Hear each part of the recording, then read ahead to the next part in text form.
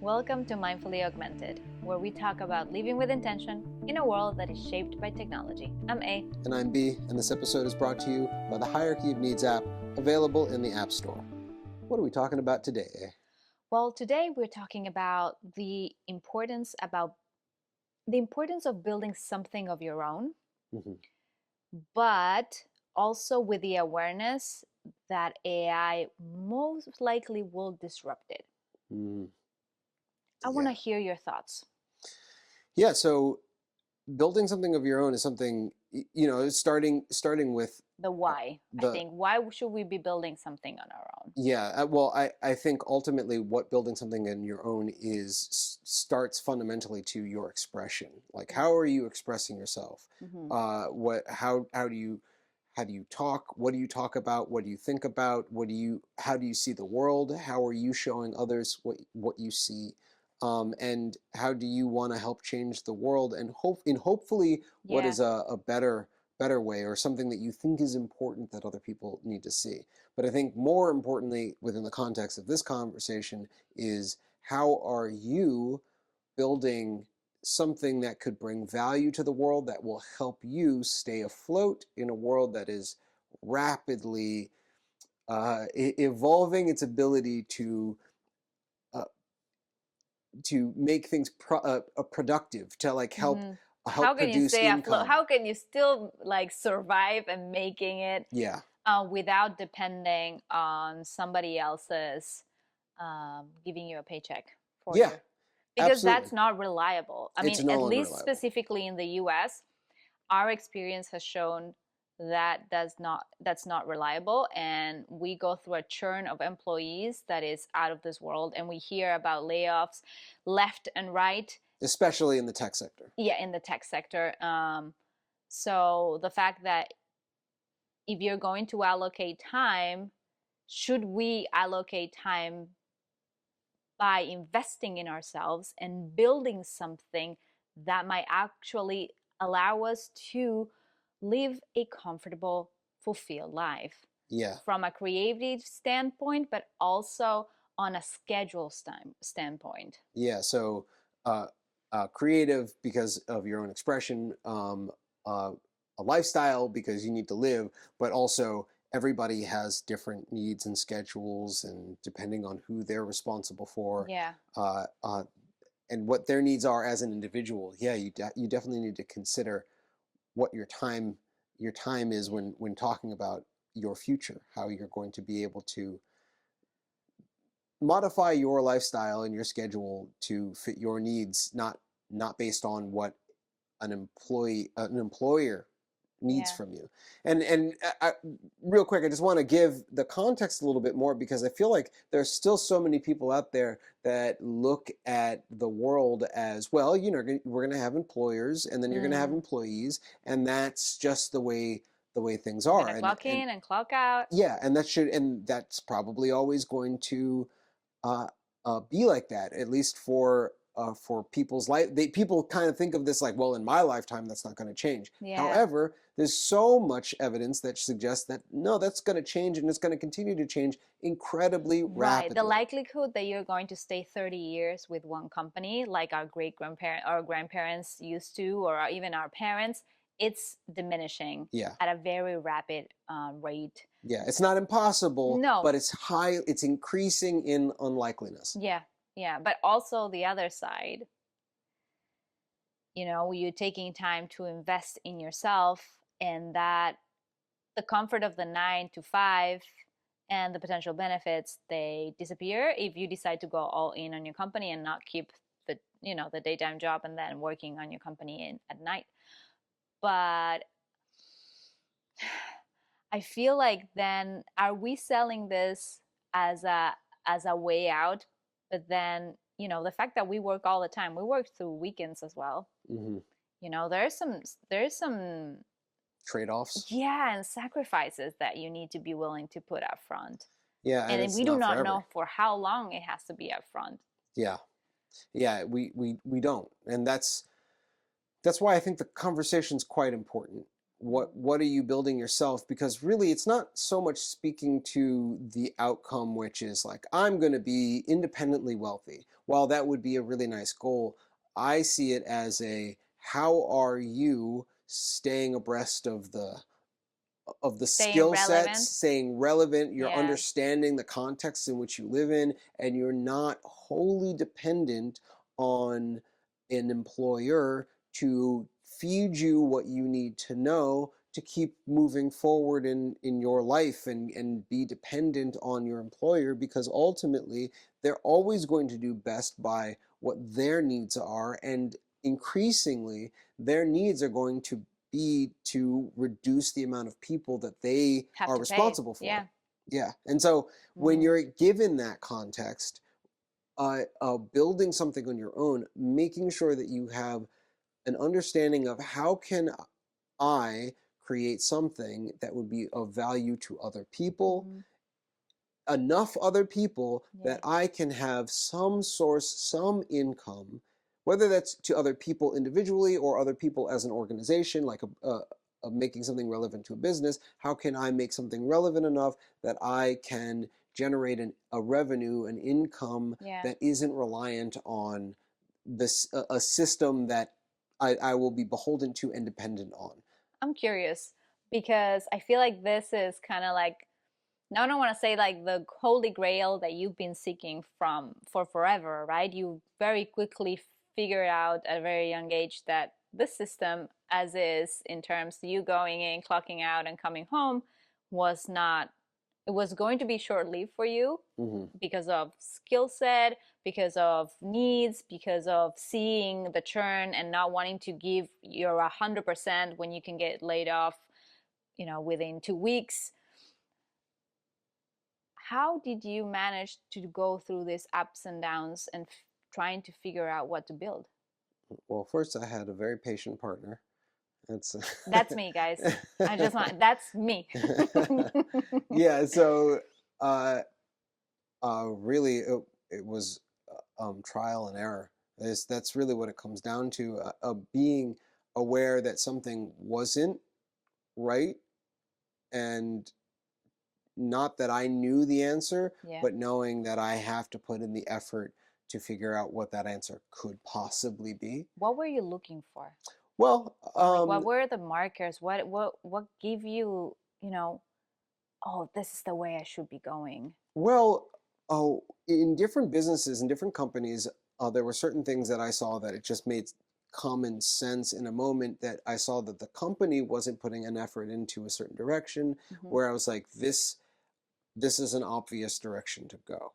And an example of that is uh, back in 2006, 2007, podcasts weren't blowing up the way that they're blowing up now. Right. But in 2006, 2007, where I was working at the time, I was working in a company that had such a creative, expressive, brilliant team of individuals working in so many different ways. And I really saw that, like, if people saw the people that I got to work with, Hmm. that it would only increase their desire to have what we were offering. Okay. And so I just thought, like, well, that's an obvious thing. Like, we should be doing this, because at the time, our while our company was focused on quality, quality, quality, our competition was focused on quantity. And they didn't care about the quality, and they were just getting videos out and getting in front of people Faster. faster. And there's like Mm. more content. And at the time, I mean, unfortunately, the company that I was working with, they went bankrupt, even though they had a better position in the industry, in the market at the time. I'm trying to speak about these companies without Yeah. giving away where I was working, because I don't want to speak ill of anyone's choices or anything. But from my standpoint, it was the choice was clear. We need to make more content faster. and we need to show our heart. Like, to me, it was like, that's because we had a lot of it and we had a lot of fun, but we also did a lot of work. And I felt like if we could tap into that, Did it'd you be try obvious. to be vocal about it? Oh, not only did I try to be vocal, I ended up making a few episodes of what I thought could be the podcast, and Really? they they actually decided that they were going to switch gears and have me do that podcast for the company. Hmm. I was an editor at the time, and they were going to take me out of being an editor and focus on making the Be a podcast for the producer. company, being Hmm. a producer director for that podcast. But what ended up happening was they went bankrupt, and I saw, like, they had, and I had seen it because I had been in conversation about, like, I think we should do this, and the owner of the company was like, I think you're on to something. But then all of a sudden the conversations went really quiet, and then when we were in the middle of an all hands meeting, the owner just kind of like let it slip that we were hemorrhaging money. We were spending a lot more money than we were bringing Mm. in. And that just gave me like enough information to just kind of like check, just kind of do back of the napkin math of like, how many people do we have? How much money are we probably spending? And if we're spending this amount of money per month and we're not taking in Yeah. enough, and they don't have any way of reversing that quickly, that there's no way this company is going to survive. So I went out and I found a job, and literally I got the job offer the day everybody I have a got question for got you. fired from the When you company. saw that and you saw the potential of podcasting back at the early 2000s, why go get another job and not try to go all in media or content creation That's a great question. So I was still with the mindset? in the mindset that Mm, I don't have the means of producing something that people wanted to purchase, yeah. that I felt like I could focus on. And in fact, after the next job that I got, it wasn't a good working scenario. The people that I had worked for, actually, the main owner of the company was not a very good person, Hmm. and I ended up quitting that job. And unfortunately for me, I quit at a time that it was the end of 2007 going into 2000. Oh, actually, it was in going into 2008, and the market, everything was going, Yeah. it was just down. Hmm. It was an awful time, and I spent a lot of time trying to create content that would get me noticed for jobs. But then also I started to try to make stuff that I felt like, hey, maybe I could make stuff on my own, but I didn't know where to begin. And I think that that's ultimately the problem for most people, is it feels like this overwhelming wall of information that Yeah. you need to become aware of and good with to succeed. And the truth is that that's not untrue. Like, there is a lot that you need to become familiar with and become competent in. However, nowadays we have so many more resources that we just did not Hmm. have what is almost 25 years ago. Yeah. So it almost you it's a no-brainer to be building something in parallel, not necessarily shifting gears and removing yourself from the workforce, but start building something like a cushion in, if anything, to try to see if you could be doing something else. Yeah. um Starting the practice, I think, is the most important. yeah. Is It's not necessarily, especially if you can do this in parallel, uh, if you already have a job, that you can, some kind of income, some kind of revenue, so that while you're doing that, if you don't already have the thing that you really really need to focus on, that Yeah. you are practicing creating something, getting better at that thing, and Mm. understanding the ecosystem that would Failing and exist. failing fast. Yeah, failing fast, yeah, and failing The fast best. at starting at what you want to get Yeah. engaged with, and that you're willing to put in just a little consistent effort in growing something, Yeah. watering your own seed, your own plant, and not just getting Somebody into the else's culture of plant watering somebody else's until plant. you're no longer needed to be watering Exactly. somebody else's plant because there's a bot that's doing the watering Yeah. for you. And that's something that I noticed across multiple companies Mm. for over 2 decades. I have seen consistently that when in a good job, Yeah. when you are getting a decent income, the desire, and I've had this myself, the desire to create your own thing often drops to near zero. But you are also exhausted. And that's good Like reason why. finishing a job at 6 p.m. and then what, you get a couple of hours to figure out if you have a partner or if you have a family, like in our case, that spending time with the kids, having dinner, Hmm. talk about something, and then it's already 10 p.m. and time to go to bed. Yeah, absolutely. And but actually, within that context, when I was working that job where it was just first thing I wake up doing and going to bed ultimately thinking about. But when we had built into the family culture, we had lab nights on Wednesdays where Yes. we would create, like carving out that space where we could every week at least put in a little work together on something, Mm-hmm. towards something. That outlet was so important. And it was something that I still don't think I can possibly express how important that was to me, that like as bad as the burnout got, that helped So reduce Wednesdays it. there was lab night where Yeah. the kids and you will go to the basement. Us, all four I of know, us. Yeah, yeah, all four of us, but that you was the most guys, important part of it. yeah, all four of us, but you guys were more consistent to go down to the basement and build, create, bring something apart, talk about potential things that can be created. Yeah.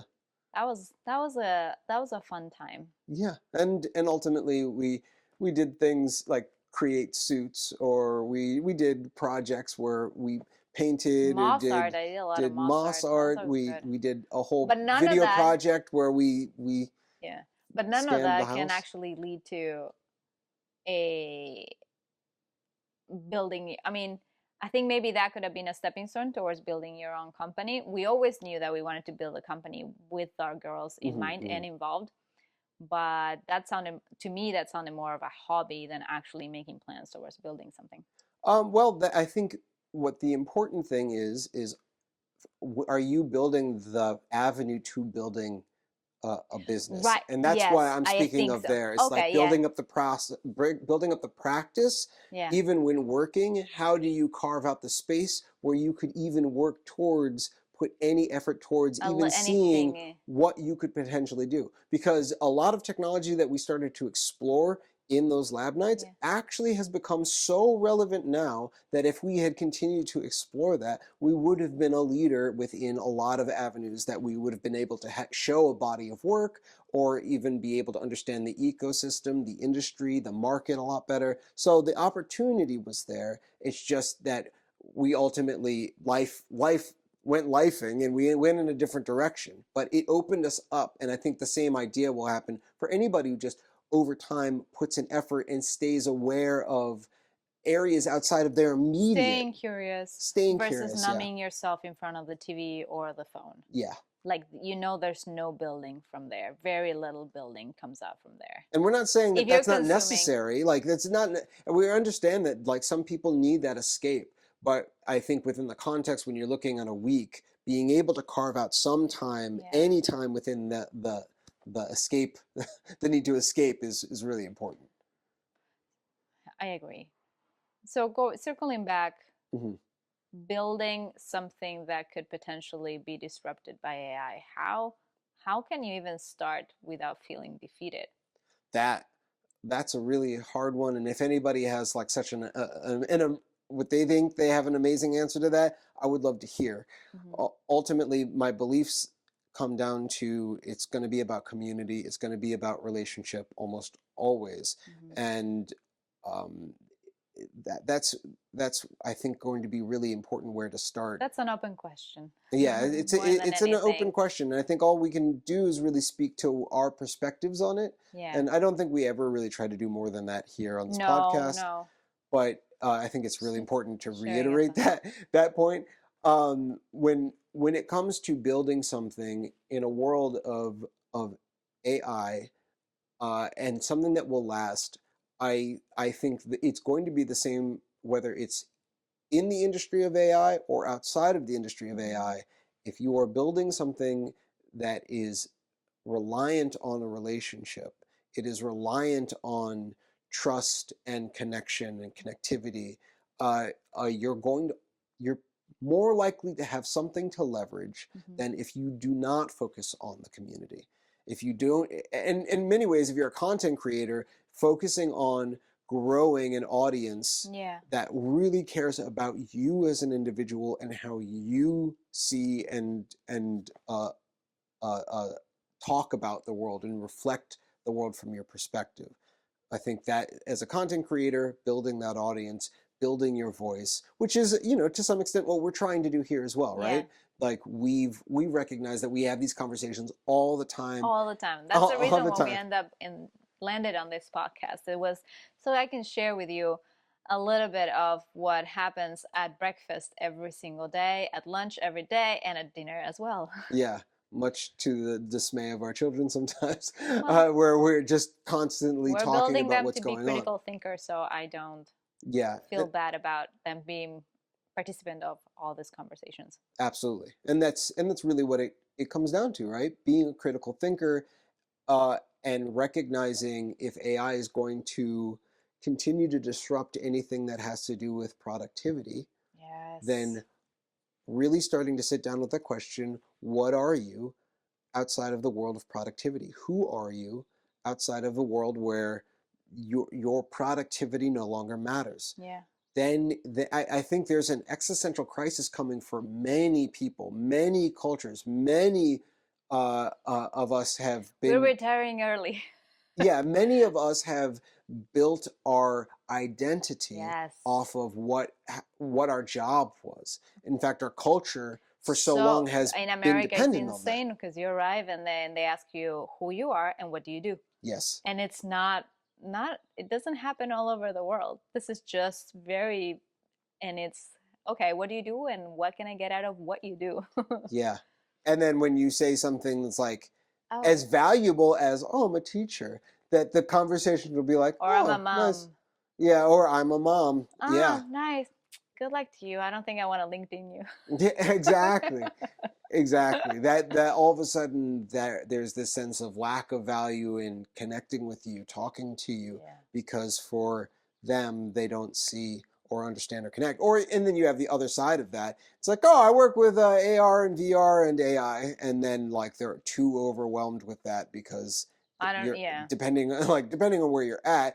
Especially over the last 4 years, most people have been like, you're doing who with the what now? What's that? The virtual reality? Ah, yeah, I don't really know anything about that. And then it's just like, no worries, like Right. until you find the people who are into it, and then you really connect. But that's I really believe that it's coming down The community and the to the communicate. relationships. Yeah, exactly. And so I don't know, from your perspective, what are you seeing is the best path to focus your energy, or somebody who doesn't necessarily have anything built on their own, Mm. what is the value of building on their own, Yeah. and how do they stay relevant in a world of AI? Oof. I would say that the first important thing is carve the space where you can play and try different things. We have this pressure that as soon as we're born, we need to know what we're going to do with our lives. And this maybe is a good time, especially if you're in a secure spot where you still have your job, or maybe your spouse or your partner also have a job and you have the space to explore or allocate a little bit um, to play, to play Mm-hmm. with things that make you feel good. And then from there, I wouldn't say like try to solve a problem that you have, but if you're able to see like, oh, this could be done differently, and do research with those little things that are piquing your interest. Mm-hmm. What is available? What has it done? Oh, there's no this. Like very much when you were building the hardware to you when you were in virtual reality, you realized that moving in virtual reality was clunky, it was not intuitive, and you build what you build, Yeah, a controller. a controller. And you do the research, and to this day that controller has not been had we pushed that hardware, you even had production outside of the country, like you had a team working on that. Yeah. To this day that has not been built, so there are still possibilities. I don't want people to take away from this conversation that we are doomed. Scarcity, I think there is a lot of things, like I always say, things are going to emerge Hmm. out of us giving each other space, and Yeah. just to be open and curious. Yeah. And maybe even just focusing on practicing building your ability to nurture others Yes. might be all that's needed to find Yeah. a path, a clearing, Yeah. where you just have this innate ability to nurture others. Where it might honestly, it might put This, those who've been behind in the past in a position where they're actually more upfront because they haven't lost that ability to nurture that's why I others. think moms rule. I, I'm inclined and to agree with you. and they have the potential to be fantastic business owners. Absolutely, This is not to 100% agree. dismiss anyone else, but I'm just saying that the grit and the perseverance and the patience and the nourishment that you have to keep a child alive Hmm. is a 24/7 job. And here I am after 13 years, and I still don't give up. And I have fantastic children to show for. And I think that can translate into everything that I build. I build from a place of nourishment. Uh, and I've seen it firsthand, and it's fantastic. Mm? So I just want to thank all our listeners for listening to this episode, watching this episode, if you're watching. Mm-hmm. And this episode is brought to you by the Hierarchy of Needs app, available in the App Store. Any final thoughts, eh? Yeah, I would like if there are any questions out there, or any thoughts, or any points of view, please share them. We want to build together. We don't want to build on our own, nor we want to establish ourselves like whatever we say is set on stone. We're just trying to opening the conversations of what does it look like to build for our future and our future of our families and our kids. So, and we don't want to do it alone. So it's just an Amen. invitation. Yeah, I would love to second that. That we're not here because we want to necessarily be perceived as thought leaders. We're here because we find that there are a lot of conversations that need to be had, and we aren't seeing them anywhere. And so Yeah, we want to help facilitate these conversations exactly. happening. Yeah. So until next time. See you soon.